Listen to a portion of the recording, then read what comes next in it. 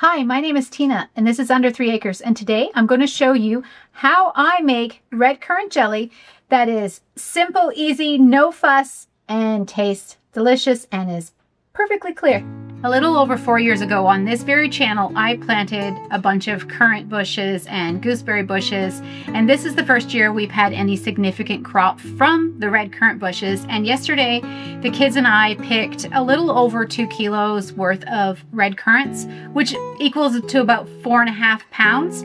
The usual way to process currants is to put them in a pot, add some water, crush them up with a potato masher, and then let them cook until they're soft. Put them in a jelly bag and let them drain, and then use the juice from that jelly bag to make your jelly. Instead, I bought a steam juice extractor last fall, I believe. Yeah, I bought it last fall to make applesauce and apple juice. And I thought, well, you know what? I'm going to make juice that way. It's cleaner, it's faster, and it actually worked, and it produced a lot of red currant juice. I'm using today a recipe from this cookbook, the Bernardin Home Preserving Cookbook. I think in the United States, it's called the Ball. It's the same book, I think, but it's Ball Can't Home Preserving or something like that. So when you're using your steam juice extractor, it's very simple. You put water in the bottom. Every steam juice extractor comes with instructions, and you just put water in the bottom and then have the middle part, and it has like a little funnel, almost looks like a bundt pan on the inside, and you have a strainer that goes on top of that, and then you have your lid. So you put all the fruit in the strainer part, and I just use that to rinse and wash my fruit. I picked out any leaves and any berries that were dried up and shriveled up. There were just a few of those, and I left the stems in. So as you can see in the video clip, there are stems still on it. This is why I think it's the easiest method. I don't have to pull the individual berries off. I don't have to worry about that. I just throw it in the pot, let the bottom pot water come to boil, and then you just set it on the stove to boil, a rolling boil, for about 45 minutes to 60 minutes is what the instructions booklet says, until you can extract the juice. And here you can see me extracting the juice into a little mason jar. I just put one of our bar stools right up to the stove, and I had a little hot mat on there because we have fake leather seats, so I didn't want to get those wrecked, so I put a mat on top of that, put my jar there, and you have to be really careful because the steam is very, very hot, and the jar gets hot, or the steam is hot when you're trying to hold the jar. So I try to make it so that I have the jar up as high as possible and can get the juice really easily. And then I just, every once in a while, you can start to see it'll fill up in the tube, and then you just squirt that into the jar, and then I let it boil for a few more minutes or 10 more minutes, I don't remember exactly, and then I just squirt it off again, and I just kept doing that until I think it was about the 1.5 to 2 hour mark since I had put it on, like before pre-boil, so about 2 hours in total. And then when I saw that there was almost no more juice coming through the tube, I decided that was it. I was going to turn it off. I fed all the berries to the chickens. You can throw them in your compost. I have chickens, so they got the prize for the day. And then there was a little bit of juice left in that part that has like a funnel thing in the middle. So I poured the rest of that into my jars, and I just put them in the jars, and I let them cool down before I put them in the fridge overnight. And then when I was ready again to start today, I just brought them out. So it was really simple. Once I threw out the currants to the chickens, it was just a couple pieces of pot to clean up, no mess to pick through or anything like that. I really dislike using the jelly bag. I know it's the most common thing to do, but I really dislike it, especially with the cats. I have some herbs back there, and they're pretty keen on getting into those, and that's where I usually put things to drip, is on that back counter there, and that's where I'm going to put my jars to cool off. So in case you're wondering what red currants taste like, they kind of taste similar to a cranberry, and they're a little bit tart, so that's why there's so much sugar in there. There we go. It tastes really good with lamb or with venison. It also tastes good on scones, so you can have it with almost anything. And you don't eat a lot on those, so I figure it's not too bad. I try to be mostly low carb, but if I'm going to have something that's sweet, then it should be homemade, right?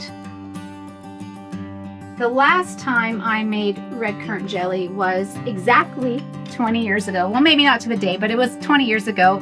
In Germany, we had a little garden. It was the garden plot in the back of this, I think she was like 90-year-old lady's backyard.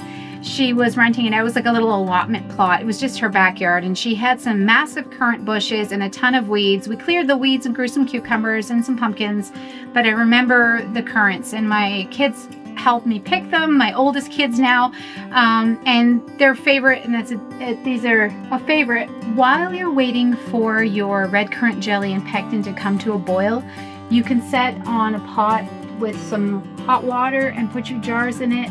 You can sterilize them. You don't have to. I think the current way of safely canning, you don't have to boil your jars ahead of time if you're going to be processing your jam or jelly or whatever it is for more than 10 minutes. I like to have them hot.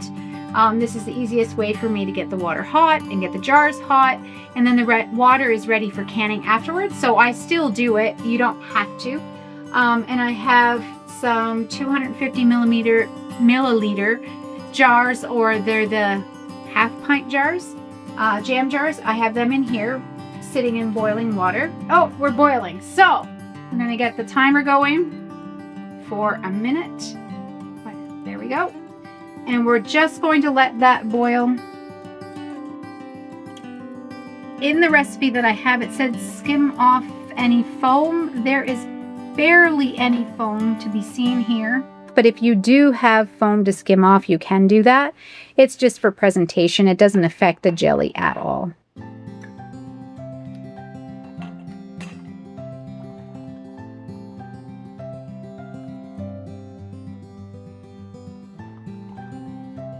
So according to the recipe that I'm using, you need to fill it to 1/4 of an inch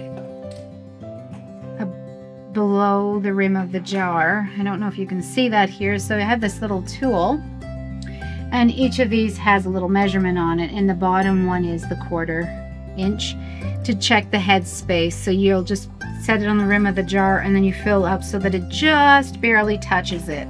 I need a tiny bit more in here. It's really hard to get it exact. It doesn't have to be exact, but it does help with how good everything turns out. So I'm just going to continue to fill the rest of my jars. Before I put the lids on these, I have to give the rims a wipe. It's always a good idea to check the rims and wipe them. You're supposed to wipe them, but also check them for little cracks. We've had before where there's like just a tiny little chip out of the rim, and that is enough to cause it not to seal when you put it in the canner. So and we're just doing these fingertip tight. We don't need them super tight. We do need them. Oh no. According to the recipe, you're to can them for 10 minutes. I'm at quite a high altitude, so I have to do mine for 15 minutes. You can check out online what your altitude is. You just have to put your town or county name in there. I'm not exactly sure. We live outside a really small town, and I still was able to locate us and approximately what our altitude is. And according to that, we need to boil ours an extra 5 minutes. So it's always good to know, because I wouldn't want to poison my family. I wouldn't want you to poison your family or have them get sick. We always try to follow the rules as best as we can.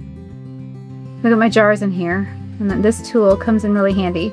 So you have to make sure there's 1 inch above your tallest jar. There is a little over 1 inch above the jars. More is not bad, less is not good.